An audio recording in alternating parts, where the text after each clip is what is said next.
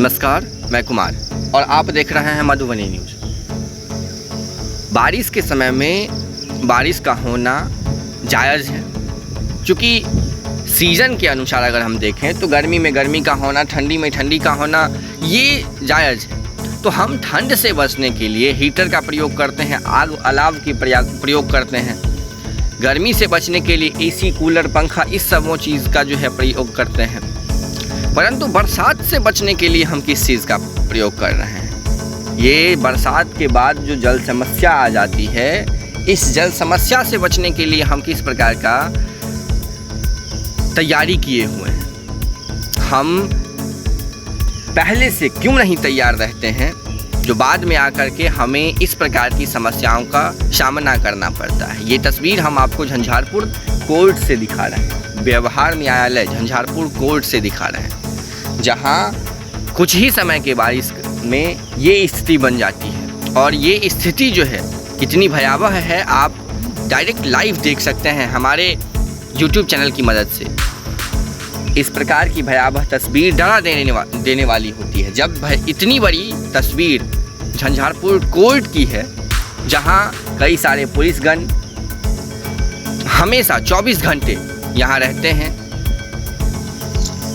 Police प्रशासन का यहाँ आना जाना हमेशा लगा रहता है। उस जगह का ये अगर स्थिति है, जहाँ हम लोग न्यायालय, जिस जगह को न्याय का मंदिर कहा जाता है, उस जगह का ये हाल है, तो अब आप सोच सकते हैं झंझारपुर का हर एक इलाका किस प्रकार से डूबा हुआ होगा। कौन है इस सब चीज़ों का जिम्मेदार?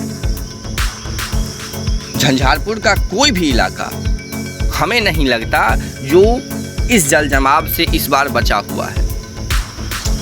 चाहे वो कमला नदी के आसपास का तट हो, आसपास का जगह हो, या झंझारपुर का कोई गांव हो, खेत हो, खलियान हो,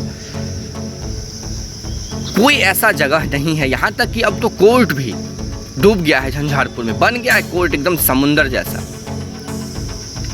तो इस प्रकार की चीज़ें जब देखने को मिलती है तो मन काफ़ी हताहत हो जाता है।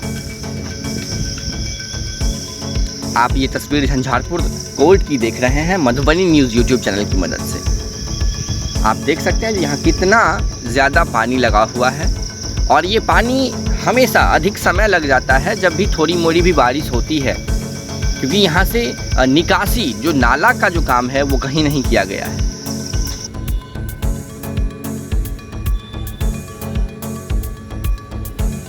नगर निगम के कर्मचारी, नगर पंचायत के कर्मचारी, या फिर जो इस विभाग से संबंधित कर्मचारी हैं, क्या उन लोगों का जिम्मेदारी नहीं बनता है? जब बरसात के समयों में बारिश के कारण जल जमाव की समस्या हो जाती है, जल जम जाता है, काफ़ी एक जगह एकत्रित हो जाता है, समुद्र जैसी ये दृश्य बन जाता है, तब कुछ फेसबुक पे और ट्विटर पे कुछ पोस्ट आते हैं जो हमारे कर्मचारी कार्य कर रहे हैं, और जब ये ख़त्म हो जाता है कुछ समय के बाद स्वतः ये समस्या, उसके बाद सारे कर्मचारी न जाने कहाँ चले जाते हैं। ये तस्वीर हम आपको, ये भयावह तस्वीर हम आपको झंझारपुर कोर्ट की दिखा रहे हैं, और आप अब कल्पना कर सकते हैं जब झंझारपुर कोर्ट की ये स्थिति है तो आपकी क्या स्थिति हो सकती है। बने रहिए मधुबनी न्यूज़ के साथ, हम इसी प्रकार का न्यूज़ आपको फिर बहुत जल्द दिखाने की कोशिश करेंगे। धन्यवाद।